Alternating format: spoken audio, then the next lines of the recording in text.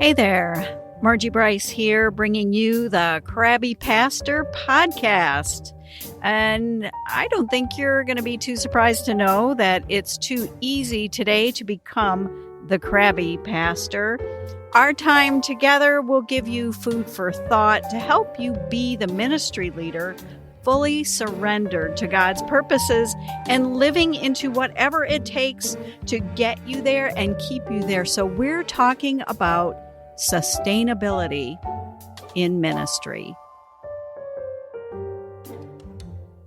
Well, good day to you. This is Margie Bryce here, and I am about ready to set on a 3-part podcast here. But before I do that, I wanted to just tell you I did get a chuckle out of just how many people have downloaded the podcast on vacation. So maybe a lot of you think other people need a vacation. Whatever. I was just kind of pleased at that because, yeah, there's probably a lot of people that need a vacation right now.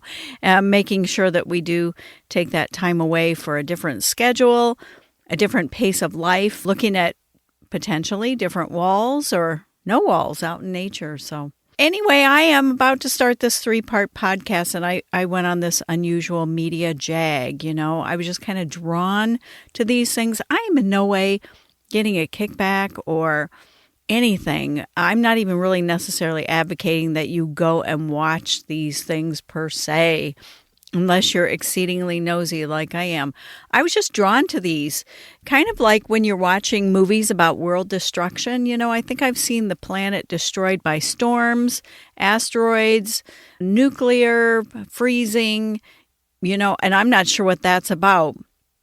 Apparently, there are people that talk about our sense of control and all this about that. But anyway, you just kind of become fixated on it, and you become like, bugs drawn to a bug zapper, like on Bug's Life. I can't help it.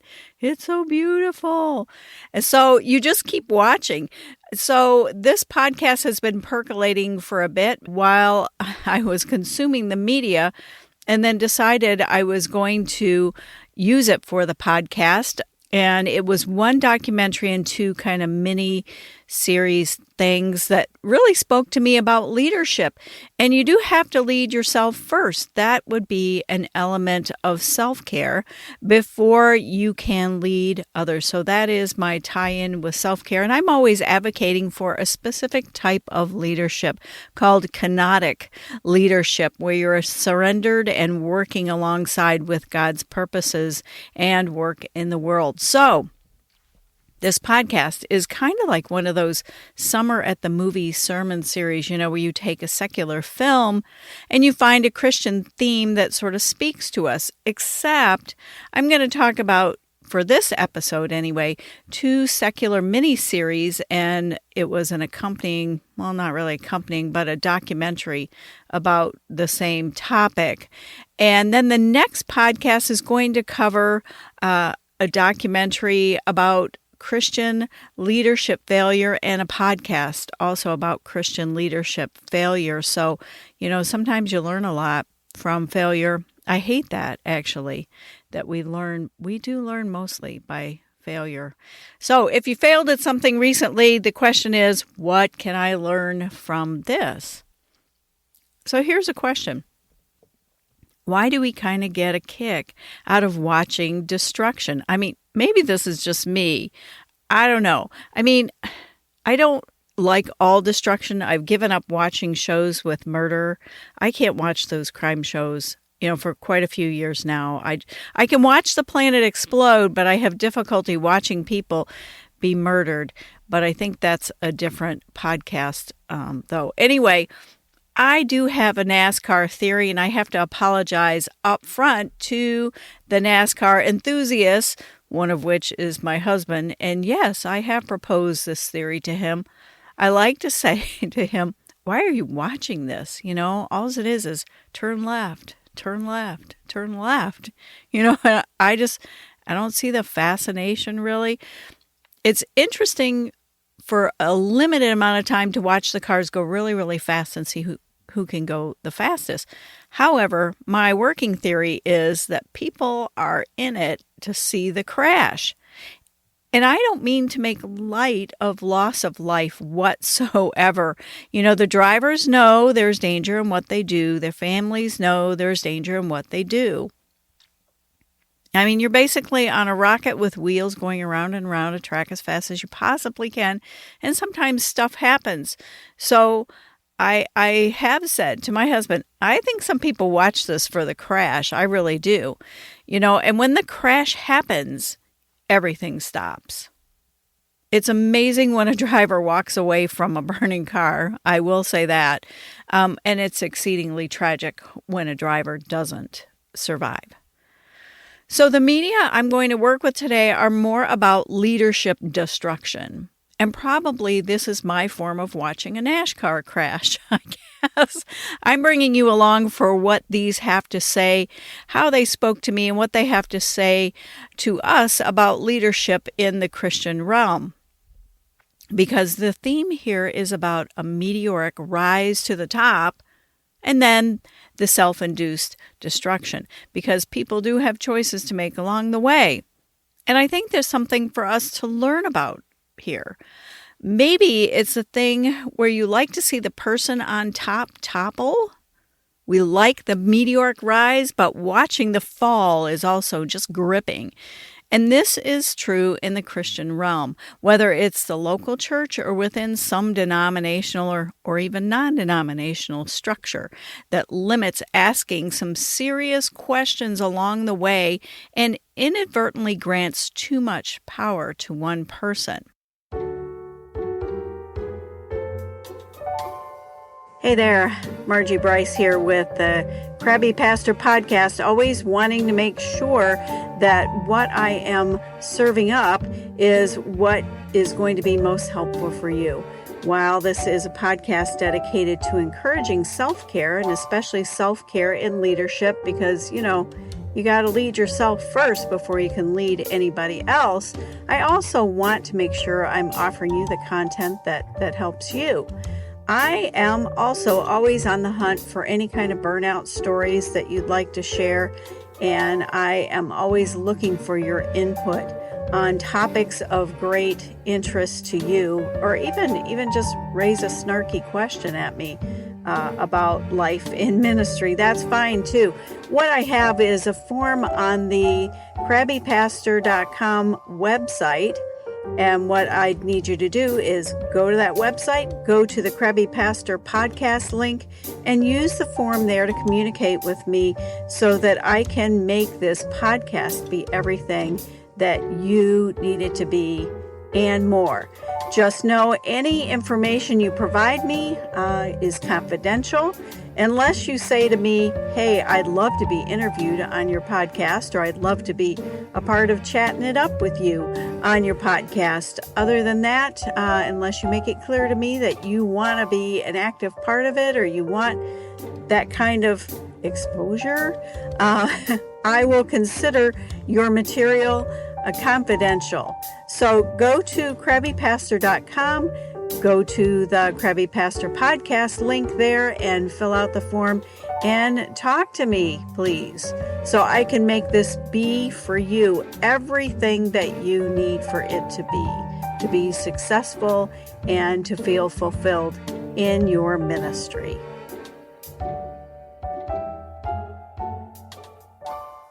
I'm going to start with the story of Elizabeth Holmes. It's Dropout is the name of the miniseries on Hulu. And then I had to watch the documentary called The Inventor, Out for Blood in Silicon Valley on HBO. I mean, this was pretty jaw-dropping. This was about a young healthcare entrepreneur, and she had a great idea, but the idea never really materialized. Again, here, through her connections, this person got investors to buy into her idea of a machine that was supposed to do a lot of health-related blood tests using only a single drop of blood. And many of us would be rah, rah, rah for that. I know I would. I'm not a fan of a blood draw, but you can survive it. I have. Anyway, the machines eventually went public in Walgreens in Arizona, and the machines that she was working on creating never worked. She ended up knocking off and using other people's equipment, and it just didn't work.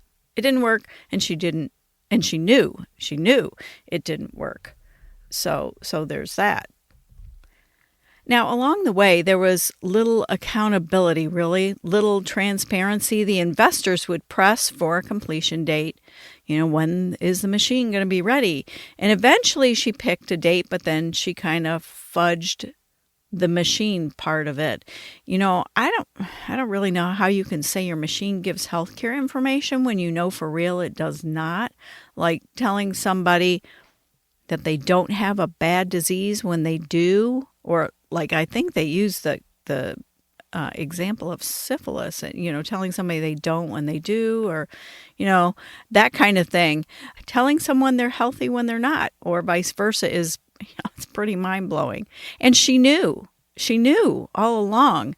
I can say this because Elizabeth Holmes was convicted of fraud and is home somewhere awaiting sentencing. So now, what happened with her, though, is she aspired from the get-go to be Bill Gates or Steve Jobs. She was just convinced that's who she was going to be. This was going to change and revolutionize healthcare. And I almost wonder whether Bill Gates or Steve Jobs, aspired to be, I don't know, Edison maybe? I don't know, from the get-go. But she did. That's a pretty lofty aspiration. I mean, I guess you got to dream big. But on the other hand, maybe you just need to be trudging along and content with where you are, but always dreaming, always striving and working towards something. But you'd like that something to be reality at some point. Along the way, she got even more intoxicated with this idea, even though her own invention kind of didn't pan out.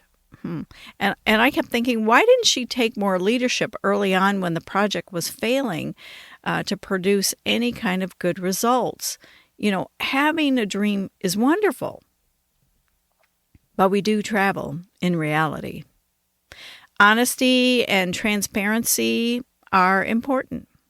Having a dream is great, and creating a team to help you achieve that is great. And if along the way you discover the dream isn't meant for reality, well, like I said earlier, you have to ask yourself, what have I learned along the way? I think Edison failed a lot of times before the incandescent light bulb ever showed up. And we do learn best from failure. I hate that. I always say that. I hate that. We learn best when we are open to what can happen on the road marked for failure. So I want to go back, though, for a second and look at the aspiration to be Bill Gates or Steve Jobs. And it's not like we don't have Christian celebrity pastors, megachurch pastors that, you want to aspire to be like them. And you can say, well, because I want to reach more people for Jesus like them. But what if that's not the road God has marked out for you? That is sobering, I know. You just have to be faithful and obedient with where God has planted your feet. So Elizabeth Holmes, though, going back to her, will probably be confined somewhere, I don't know, luxurious? I don't know. And the dream that she had will just remain with her, confined, unable to ever become reality. And maybe some honesty and open accountability would have taken her down a different path. More like Edison, where you just keep trying. But unfortunately, we will never know about that. So I'm moving on now to the next mini-series. And this is We Crashed. And this is about WeWork, a shared workspace where you rent space. And it just looks like a fun and cool place to hang out and do your work. And Adam Neumann. Adam Neumann is portrayed as a serial entrepreneur in this miniseries, and through connections, he leverages a lot of money to expand his created workspace business. Well, actually, it becomes worldwide empire. At least he definitely had a real life product that worked, unlike Elizabeth Holmes. So along the way, he seems not to care, not notice, or not think that the bottom line really does matter. He was losing millions of dollars a day. And I'm thinking, how on earth do you do this? I'm back to how on earth do you raise that kind of money? Who knows people who has this kind of money? But anyhow, apparently, clearly, I don't. But anyway, he is losing millions of dollars a day, seriously, living very lavishly. He basically blows off when people around him, like the board and even his business partner, try to explain that expenses cannot exceed income for a long period of time and to the tune of millions a day. He believes you have to spend to grow, spend to grow. He says that a lot, spend to grow. And he has this magnetic personality that says the most schmoozy things I think I've ever heard, but it seems to hypnotize the people around him into believing it's going to be all right. In the world of economics, if you're in the red, you either have to, this is simple, there's two things here. You have to get more money, more revenue, more sales, or you have to cut your expenses. And his solution was to find more money, more investors, or get existing investors to invest more. And at some point, the money spigot does run dry. And he seemed to be very unwilling to cut expenses. So you can see this is not sustainable. And he just refused to even consider that. This is the idea of lavishly spending other people's money, right? It's pretty fascinating how he managed to maneuver into this place. But it's something that most of us on the lower rungs of the food chain, we know nothing about this, right? Except in the church realm where we believe the money belongs to God. That would be spending other people's money. Or, sometimes givers like to add strings to their giving. So it kind of feels sort of like it's still theirs. But even if they give it without strings, we're still spending other people's money. So we are called then to be good stewards with what we're giving. Other people's money covers our salaries, the light bill, heat bill, insurances, facility expenses, and on and on. And while we are heavenly minded, we do have to travel in reality. That was some of Elizabeth Holmes' issue as well. Just ask anyone who has done a construction project about the reality of the Planning Commission ordinances. So you have to travel in reality. And I'm the mom of a city planner. And they do indeed have the final say. Anytime I ran a question by him about a construction project, he always sided on the side of the city planners. I'm like, oh, come on, I'm your mom. Be on my side. But no. So you got to travel in reality. Wisely use the assets that God has granted you with an eye towards good stewardship. And a magnetic personality does not pay the bills. So what is at the heart of these two situations is this: egos so large that reality didn't matter. Their leadership was not genuine. They were more interested in what their egos were getting out of it, and that they were growing their own kingdoms. They lost focus on how the people they lead could be impacted and what they were enduring for the sake of the leader. So here it is. This is the most profound thing that I'm going to say today. So I don't know if you want to get pencil and paper ready, or you've got on your phone or something, because this is going to be really profound what I'm going to say. Don't be like that. I better say it again. Don't be like that. So look at your own ego and ask yourself how well you're traveling in reality, and ask yourself whether it's okay for you to fail and what you might learn from failing.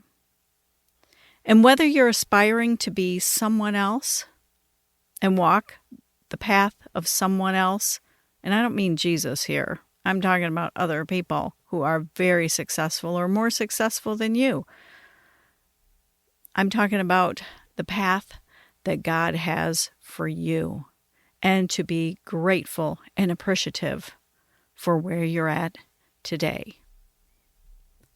Our next episode, I'm going to cover Christianity Today's Mars Hill and the Hillsong documentary and look at what they can teach us as ministry leaders.